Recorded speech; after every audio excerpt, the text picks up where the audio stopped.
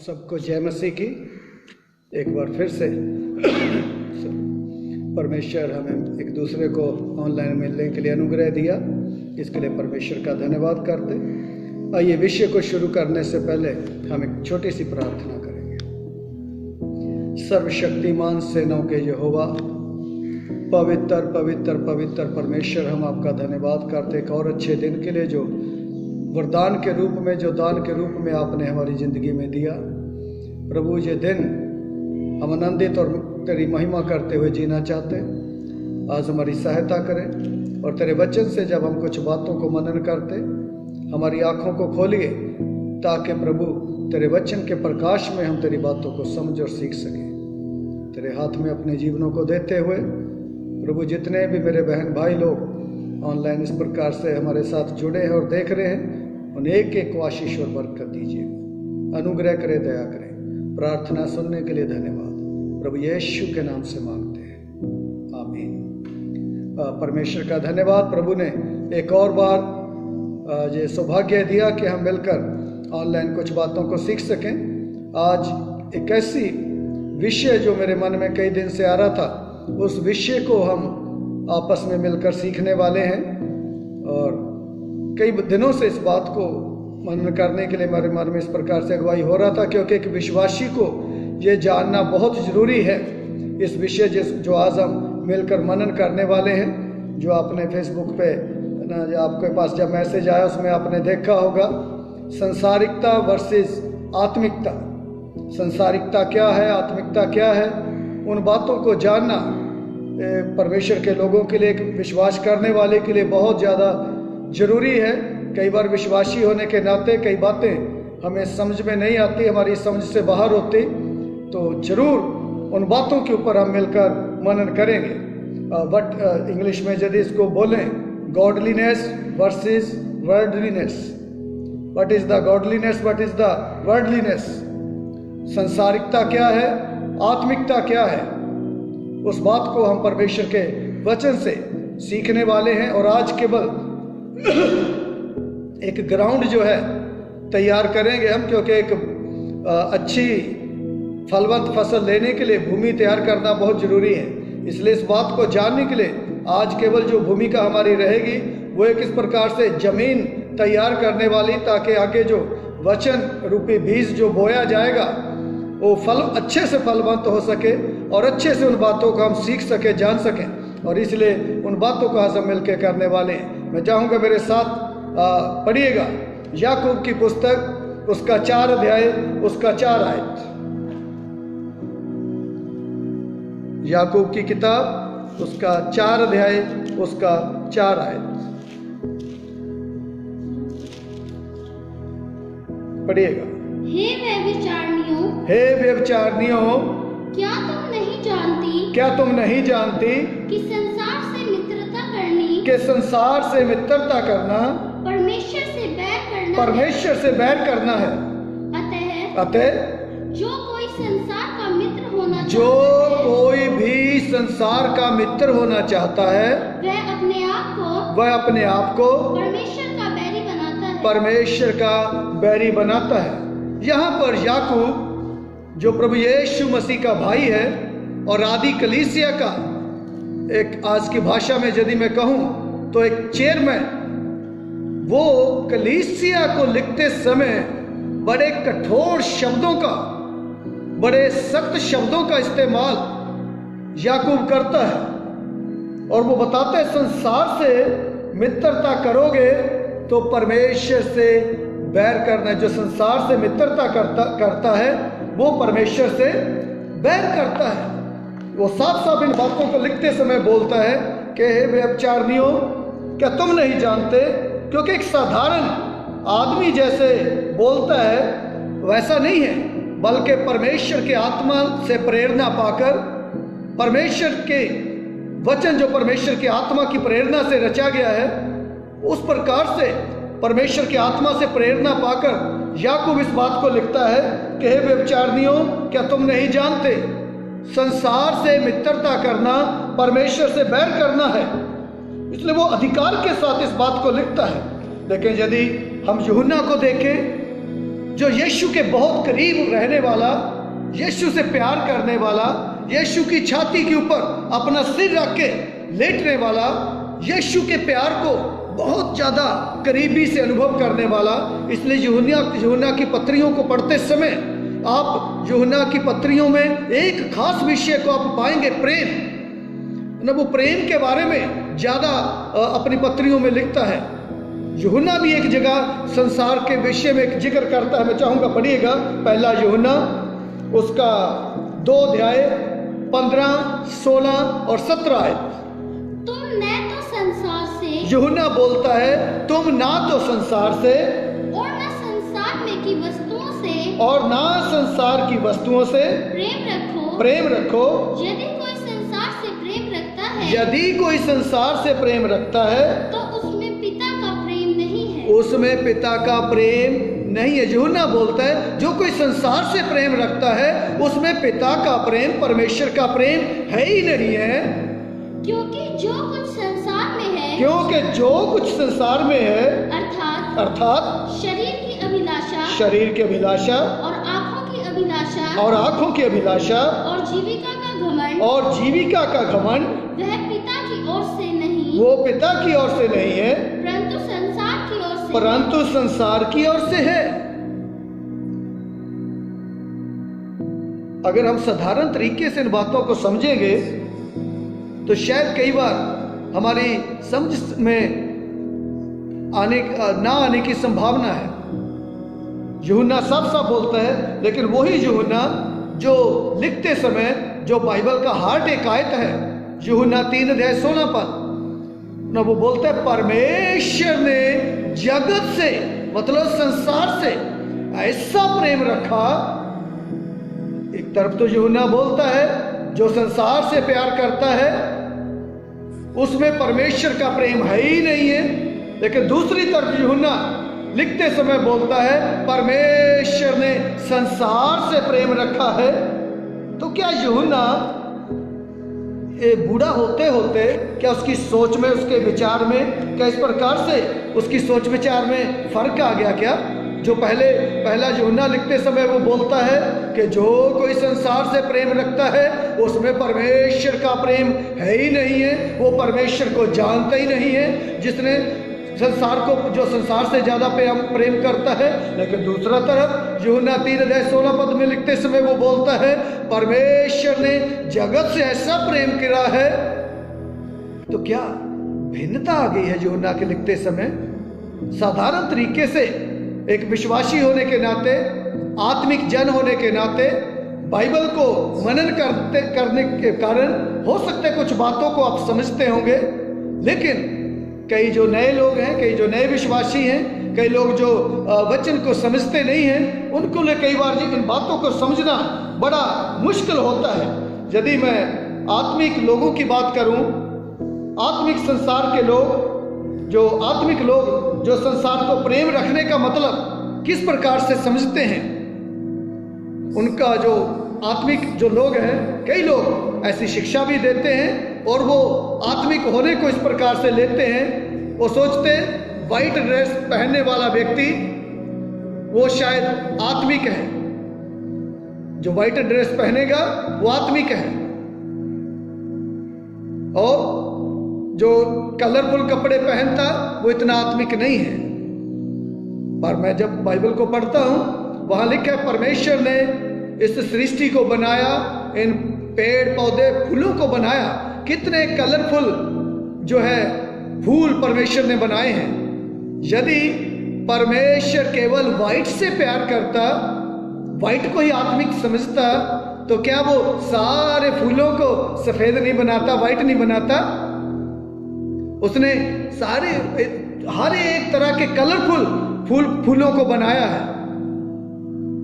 अलग अलग तरह के कलर है ना, हम फूलों में देख सकते है ना, पेड़ों में देख सकते हैं। एक जगह मैं प्रचार करने के लिए गया, मैं सैटरडे को पहुंचा और सुबह सुबह जिस समय मैं तैयार हो रहा था, वहां के पास्टर मुझे बोले आपको व्हाइट शर्ट पहनना है। मैंने बोला क्यों, कलर नहीं चलेगा? बोले नहीं, थोड़ा आत्मिक नहीं लगते हैं। तो मैंने बोला चलो पैंट तो मैंने व्हाइट पहन लिया, लेकिन पैंट तो ब्लैक है। इसका मतलब आधा मैं आत्मिक हूं और आधा संसारिक, क्योंकि ऊपर से तो वाइट है और नीचे पैंट ब्लैक है। कई आत्मिक जन, कई आत्मिक लोग इस प्रकार से लेते कि वाइट पहनने से, और वो शिक्षा भी वही देते हैं कि जो वाइट पहनेगा वो आत्मिक है और जो कलरफुल पहनेगा वो उतना आत्मिक व्यक्ति नहीं है। कई बार बाहरी बातों को हम ज़्यादा अहमियत देते, महत्व देते। कई लोग जो एलिमेंट्स जो इनको पहनने से, सोना चांदी जो पहनता उनके ऊपर ज़्यादा जो पहनता है वो आत्मिक नहीं है, जो नहीं पहनता है वो आत्मिक है। एक प्रभु के दास, जब मैं उनके चर्च में प्रचार करने के लिए गया, वो मुझे बोलने लगे, बोले आप सोने के विषय में क्या समझते? तो मैंने उनको, मैं समझ गया वो क्या बोलना चाह रहे, लेकिन मैंने उसको मजाक में लिया। मैंने कहा जहाँ जगह मिले वहाँ सोना चाहिए। नहीं, बोला गोल्ड की बात कर रहा हूँ मैं, पहनना चाहिए या नहीं पहनना चाहिए। मैंने कहा आप क्या सोचते? बोला मैं इस प्रकार से सोचता हूँ, जो सोना चांदी पहनता है वो आत्मिक जन नहीं है, और जो नहीं पहनता है वो आत्मिक जन है। मैंने बोला सर आपने तो हाथ में गोल्ड की घड़ी पहन रखी है, तो व्हाट अबाउट यू, आपके विषय में क्या? इसलिए आत्मिक संसार में इन बातों को जानना हमारे लिए बहुत ज़्यादा जरूरी है। इसलिए मैंने मनन करने के लिए इस विषय को लिया है, व्हाट इज संसारिक, व्हाट इज आत्मिक, what is godliness, what is worldliness. संसारिकता क्या है, आत्मिकता क्या है। इन बातों को जानना मेरे और आपके लिए बहुत ज़्यादा महत्वपूर्ण हो जाता है। आज हम मत्ती रचित सुसमाचार से कुछ बातों की चर्चा करेंगे, क्योंकि मत्ती रचित सुसमाचार में जब हम पढ़ते बार बार संसार का जिक्र आया है ना, बहुत ज़्यादा बार संसार की बात का जिक्र आया है। मत्ती रचित सुसमाचार हम पढ़ेंगे जब, तो आपकी जानकारी के लिए, कई लोग जो वचन को मनन करते हैं उनको पता है, कई लोग जो वचन पढ़ते हैं उनको पता है, जो वचन की जानकारी रखते हैं उनको पता है। हो सकता है कई लोगों के लिए ये बातें नहीं हो, जो नए लोग हैं। नया नियम जो यूनानी भाषा में लिखा गया है, जो उसकी मूल भाषा यूनानी, वो यूनानी में, क्योंकि उस समय की जो यूनानी भाषा थी वो पावर में थी। जैसे आज ज़्यादातर लोग इंग्लिश बोलना पसंद करते, इंग्लिश बोलना चाहते हैं और इसलिए इंटरनेशनल लैंग्वेज इसको बोलते। लेकिन उस समय जो है यूनानी भाषा जो है ज़्यादा प्रयोग में थी, यूनानी भाषा को ज़्यादा अहमियत दी जाती थी। इसलिए यीशु मसीह के चेले इब्रानी होते हुए भी नया नियम को वो यूनानी भाषा में लिखते हैं, क्योंकि यूनानी भाषा उस समय अधिकतर प्रयोग की जाती थी। तो नया नियम जो यूनानी भाषा में लिखा गया, उस भाषा को प्रयोग करते समय जो संसार के लिए जो शब्द आया है, जो अभी हमने पीछे जो यूहन्ना की पत्री में से याकूब जिस पद को हमें बताया, जो हमने याकूब 4 पर पढ़ा, पहला यूहन्ना पढ़ा, यूहन्ना की पत्री 3:16 पद पढ़ा, तो उस संसार का जो शब्द जो है, जो यूनानी भाषा में उसके लिए एक शब्द आया है कास्मस, है ना, एक संसार के लिए।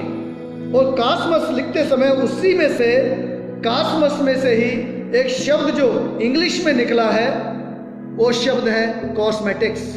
कॉस्मेटिक्स का मतलब संसार की चीजें, जैसे साबुन है, तेल है, परफ्यूम है या पाउडर है, कुछ। कॉस्मस जो संसार के लिए जो शब्द आया, जिसमें से इंग्लिश के लिए शब्द निकला है कॉस्मेटिक्स। इसलिए ये बातें हमारे लिए जानना, आपको जानकारी के लिए, मान लीजिए नहाने के लिए तो साबुन चाहिए, और नहाने के बाद फिर कई लोग परफ्यूम भी लगाते या कई लोग क्रीम भी लगाते ना, उन कॉस्मेटिक्स चीज़ों का इस्तेमाल करते हैं।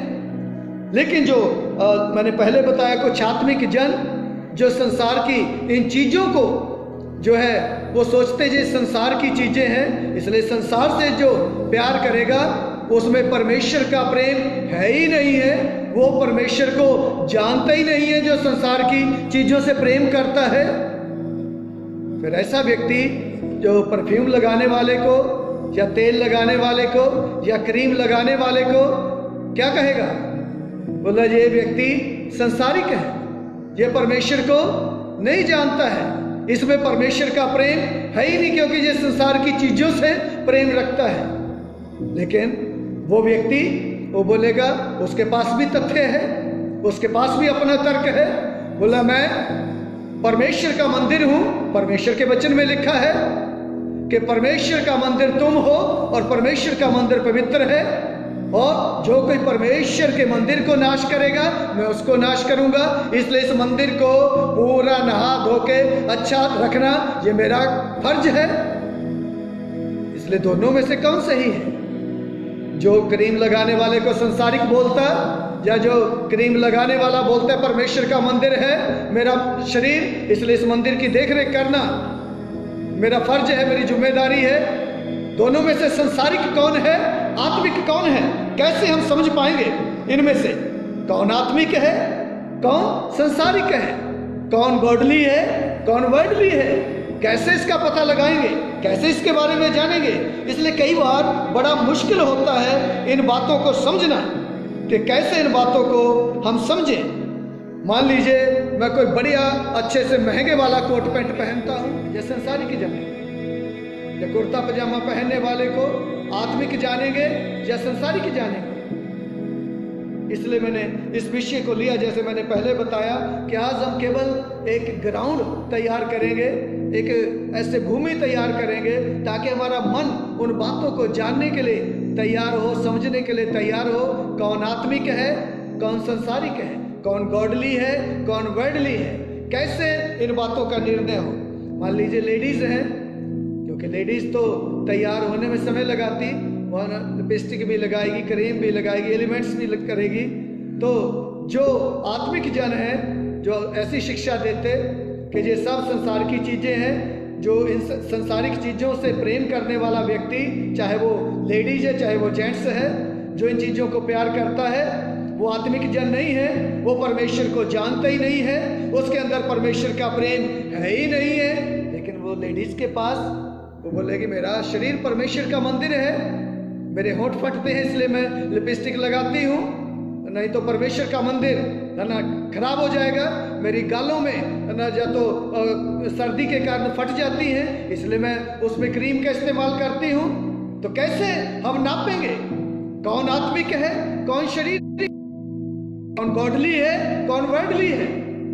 कैसे इन बातों को हम जानेंगे, कैसे इन बातों को हम समझेंगे ना? कई बार इन बातों को ना जानने के कारण हम कई बार न्यायी बन बैठते हैं, हम जज बन बैठते हैं, हम खुद ही फैसला लेने लगते हैं ये व्यक्ति आत्मिक है, ये व्यक्ति शारीरिक है, ये संसार की बातों से प्यार करता है और इसलिए ये व्यक्ति आत्मिक नहीं है, इसके अंदर परमेश्वर का प्रेम है ही नहीं। हम खुद जज बन बैठते हैं। कई बार नासमझी के कारण हम न्यायी बन बैठते, जबकि परमेश्वर का वचन हमें साफ बोलता है डू नॉट जज। न्यायी ना बनो, जज ना बनो, दूसरे का न्याय ना करो। बाइबल हमें साफ तरीके से बताती है। फॉर एग्जाम्पल आपको समझाने के लिए, जब मैं छोटा था तो उस समय ज़्यादातर जो ट्रांसपोर्टेशन के साधन थे, अभी भी जब मैं यूपी में इधर सेवकाई करने के लिए आया, एक गांव से दूसरे गांव जाने के लिए जो घोड़ा बुग्गी वगैरह चलती, लोग आज भी गांव में उसमें बैठ के आते। लेकिन जब मैं छोटा था उस समय तो ज़्यादातर ये सब साधन चलते थे। और उस समय शुरू में एक गाड़ी निकली, उस गाड़ी का नाम था मारुति सुजुकी। तो जिसके पास भी मारुति सुजुकी होती थी, लोग बोलते थे अरे एक गाड़ी वाला व्यक्ति है, बहुत अमीर आदमी है, इसके पास गाड़ी है। लेकिन धीरे धीरे आज तो लोगों के पास ऑडी हो गया, BMW हो गया, लैंड रोवर हो गया, कई ऐसी महंगी गाड़ियां आज लोगों के पास है। आज मारुति सुजुकी को जिसके पास है उसकी तरफ को इतना ध्यान से देखता भी नहीं है। आज तो लैंड रोवर या फिर जो ऑडी या फिर BMW, ऐसी गाड़ियों वालों को लोग देख के बोलते ये तो बड़ा आदमी है, ये तो बहुत अमीर आदमी है, ये तो पैसे वाला व्यक्ति है। तो क्या समय के हिसाब से इस सोच में, ये विचार में कुछ फर्क आ गया। उस समय मारुति गाड़ी वाले को बोलते थे बड़ा आदमी है, आज BMW वाले को बोलते, मारुति सुजुकी वाले को कोई पूछता नहीं है। आज BMW ऑडी को देख के बोलते ये बड़ा आदमी है। तो क्या सोच विचार बदल गया? आत्मिकता को हम कैसे नापेंगे? आत्मिकता को नापने का हमारा तरीका क्या है? क्या शुरुआत में जैसे हम मारुति सुजुकी वाले को बोलते थे बड़ा आदमी है, आज मारुति सुजुकी वाले को देख के हम नहीं उसी प्रकार के शब्द बोलते। आज केवल BMW या कोई लैंड रोवर वाले को हम बोलते ये बड़ा व्यक्ति है, बड़ा आदमी है। तो आत्मिकता को हम कैसे नापेंगे? व्हाट इज आत्मिक, व्हाट इज शारीरिक, what is godliness, what is worldliness? इनके नापने का तरीका क्या है? इनको नापने का साधन क्या है? आत्मिक बातों को हम कैसे नाप पाएंगे? भक्ति की बातों को हम कैसे नाप पाएंगे? क्या केवल खाने पीने की चीजों को लेकर, या केवल पहनने की चीजों को लेकर, या केवल पहरावे को लेकर? आत्मिक बातों को नापने का तरीका क्या है? इसलिए इन बातों को हम मिलकर मनन करेंगे, ताकि कई बार हम इन बातों को देखकर जज ना बन बैठे, न्यायी ना बन बैठे, सही परमेश्वर के वचन के प्रकाश में हम समझने पाए गॉडलीनेस क्या है, वर्डलीनेस क्या है, आत्मिक जन कौन है, शारीरिक जन कौन है, संसार का मतलब क्या है। जब याकूब लिखते समय बोलता है, हे व्यभिचारिणियों, क्या तुम नहीं जानते संसार से प्यार करना, संसार से मित्रता करना, परमेश्वर से बैर करना है? क्या कहना चाहते हैं याकूब परमेश्वर के दास? क्या बोलना चाहते हैं? उन बातों को हम आने वाले दिनों में मिलकर मनन करेंगे। इसलिए हम थोड़ा थोड़ा करके इन बातों को मनन करेंगे, ताकि परमेश्वर के वचन के प्रकाश में हम समझने पाए। और मेरी प्रार्थना है प्रभु हमारी आंखों को खोलने पाए, प्रभु हमारी समझ को खोलने पाए, ताकि इस विषय को हम गंभीरता के साथ समझ पाए। क्योंकि कई बार इन बातों की समझ ना होने के कारण हम जब कि दूसरे के कई बार न्याय करने लगते, तो कई बार हम उनसे किनारा कर लेते, कई बार उनके साथ हम रिलेशन नहीं रखते, कई बार हम उनके साथ संबंध नहीं रखते। कारण क्योंकि हम न्यायी बन बैठते हैं, हम जज बन बैठते हैं, हम उनको कई बार संसारिक लोग समझ बैठते हैं, हम उनको शारीरिक लोग समझ बैठते हैं। और बाइबल इन विषयों के बारे में क्या बोलती है, बाइबल इन बातों के बारे में क्या सिखाती है, ये बातें हम आने वाले दिनों में मिलकर मनन करेंगे। इसलिए हमारे साथ बने रहें, ताकि हम इन बातों को बहुत गहराई से परमेश्वर के वचन से सीखने पाएं। आइए एक छोटी प्रार्थना करें, ताकि प्रभु इन बातों को जानने समझने के लिए हम पर अनुग्रह करें। स्वर्गीय पिता, एक और बार हम तेरे चरणों में प्रभु तेरे सिंहासन के करीब में आते, इस विषय को समझने के लिए प्रभु हम में से हर एक की मदद और सहायता करें। संसारिकता क्या है, आत्मिकता क्या है, कौन व्यक्ति संसारिक है, कौन व्यक्ति आत्मिक है। प्रभु तेरे वचन के प्रकाश में हमें इन बातों को जानने की समझ और अनुग्रह दे, हमारी आंखों को खोलें, ताकि तेरे वचन की बातों को हम जान सकें। प्रभु किसी का न्याय हम ना करने पाए, किसी को जज हम ना करने पाए, बल्कि तेरे वचन के प्रकाश में हम सारी बातों को समझने पाए। मेरे प्रभु, जितने लोग प्रभु मुझे देख रहे हैं और प्रभु इस वीडियो को देख रहे हैं, उन सब के ऊपर भी आप अनुग्रह करें, और इन बातों को जानने के लिए समझ आप हर एक को दें। पिता, तेरे हाथ में हम अपनी जिंदगियों को देते हैं, जैसे अब तक आपने हमें संभाला है, आगे भी संभालें। धन्यवाद करते हमारी प्रार्थना को आपने सुना, क्योंकि ये प्रार्थना तेरे इकलौते बेटे हमारे उद्धारकर्ता प्रभु यीशु मसीह के नाम से मांगते हैं, आमीन। बने रहे हमारे साथ इन बातों को जानने के लिए। प्रभु सबको आशीष दे।